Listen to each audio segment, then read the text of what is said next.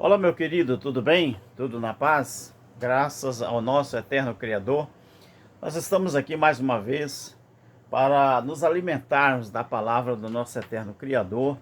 Desta feita, eu quero deixar uma palavra aqui, baseada em Filipenses, no capítulo 3, não é?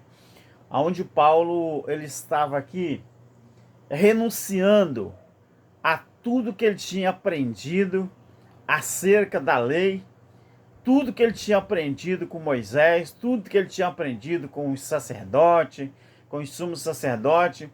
Agora, quando ele encontrou a graça, ele estava renunciando a isso tudo e ainda, não é mais importante, ele chamou aquele tipo de coisa que ele aprendeu de um verbo bastante ruim mesmo, né? O capítulo 3 de Filipenses fala assim: quanto aos mais, irmãos meus, regozijai-vos, não é? Regozijai-vos no Senhor. Não me aborrece, ou não me aborreço, de escrever-vos as mesmas coisas, e é segurança para vocês. Irmãos, nunca devemos esquecer. Hoje eu respondi a uma pergunta que a irmã fez. Na verdade, ela não fez uma pergunta, ela fez uma afirmação. Quando você aprende a separar os verbos, a primeira, a segunda e a terceira pessoa, tanto do plural como do singular, da Bíblia, você começa a entender a Bíblia. Por exemplo, o nós da Bíblia, nós, para nós, na nossa língua portuguesa, o nós é a primeira pessoa do plural. Mas o nós da Bíblia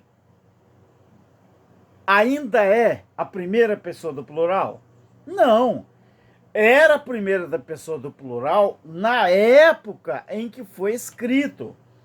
Porque quando você vê o verbo nós na Bíblia, é a primeira pessoa do plural.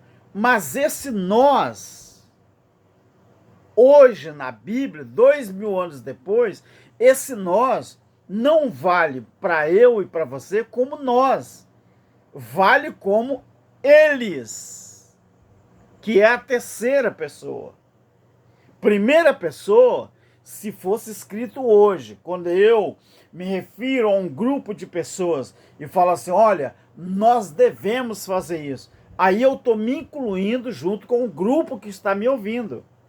Mas quando Paulo falou, na verdade, nem todos dormiremos, mas todos seremos. Ele usa o verbo transitivo, não é?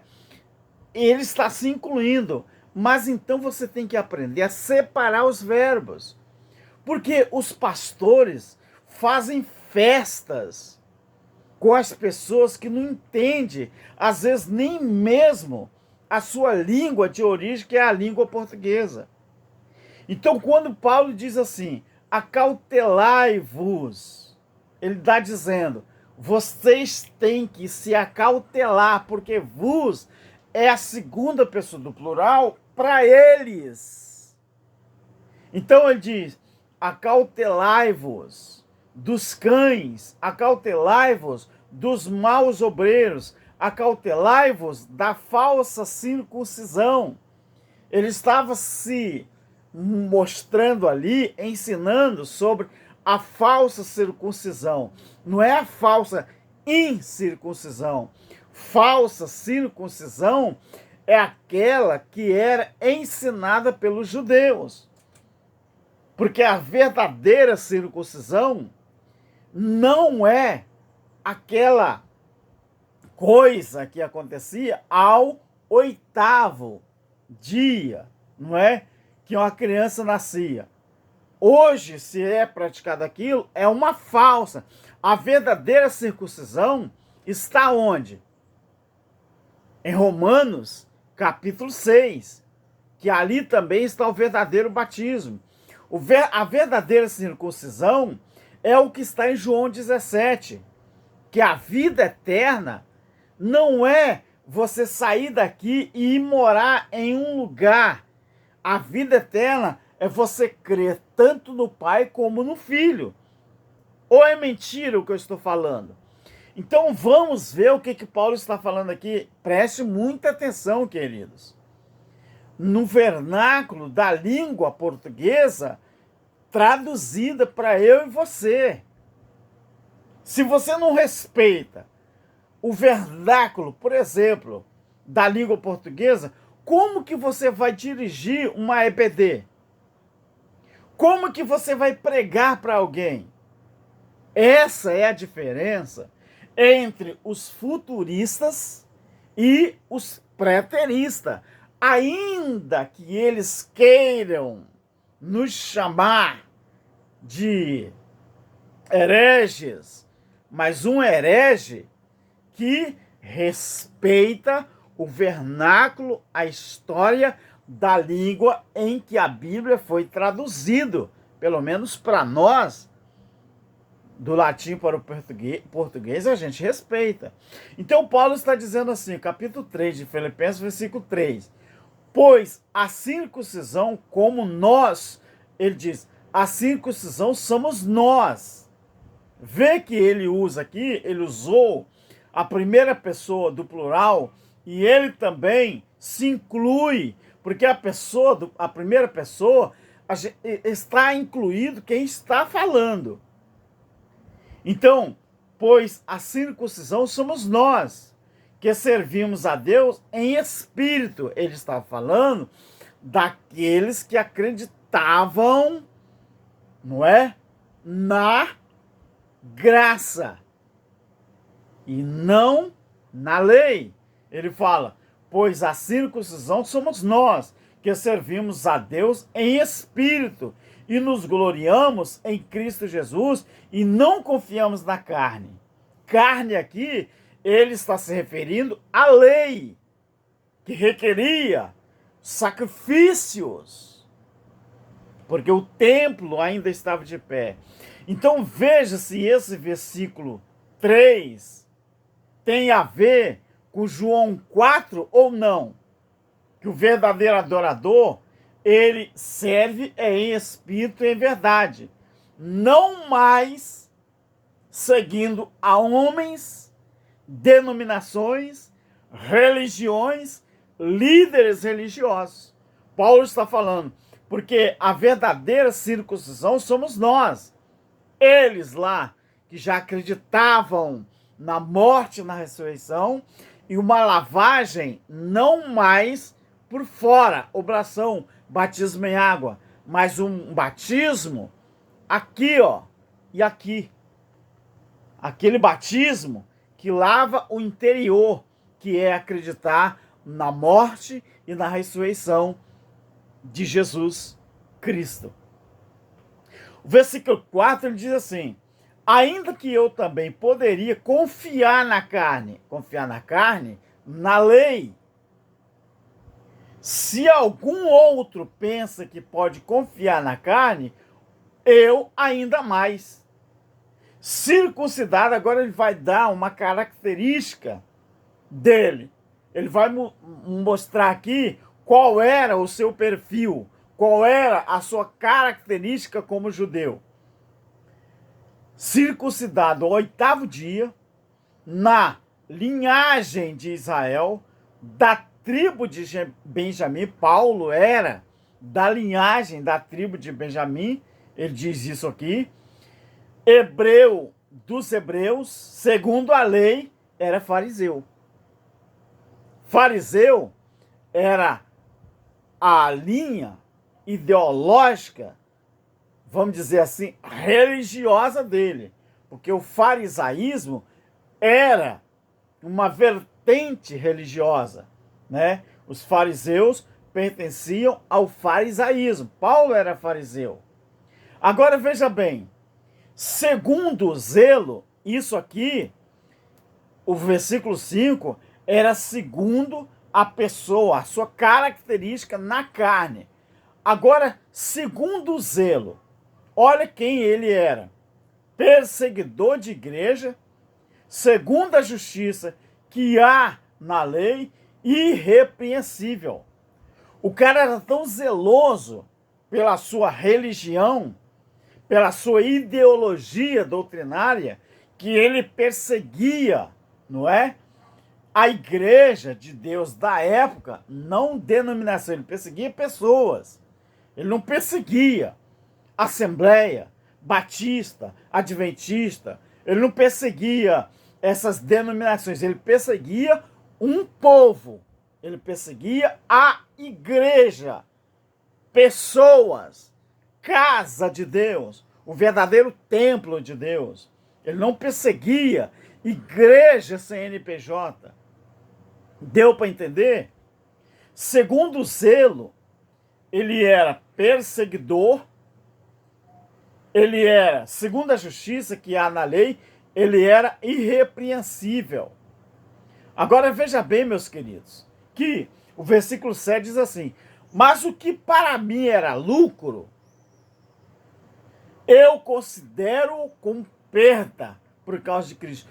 Paulo, ele fazia tudo isso achando que aquilo ali era um lucro para ele, porque ele fazia aquilo em nome de uma religião, em nome de uma ideologia. Por que que os futuristas perseguem hoje os preteristas? Porque nós ensinamos a verdade do evangelho eterno. Nós não ensinamos mais aquilo que era a lei, aquilo que foi a graça, porque a graça, é bom que você entenda que Jesus proibiu os discípulos de pregar, não foi o evangelho da graça. Jesus proibiu os discípulos de pregar o evangelho do reino. Estude Mateus 10. Estude Lucas, capítulo 10 também.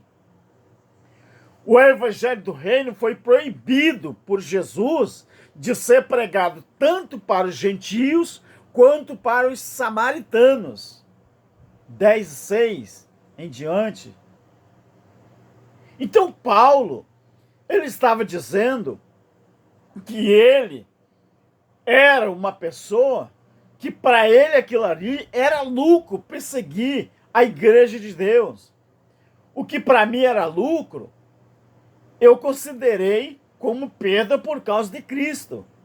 Depois que ele conseguiu enxergar a verdade, porque foi o próprio Cristo que veio de encontro a ele, não foi Paulo que buscou a verdade, não foi Paulo que buscou o discernimento, foi o próprio Cristo no caminho de Damasco que veio ao encontro dele. Porque Paulo, segundo a Bíblia, ele mesmo escreveu que ele estava predestinado para isso.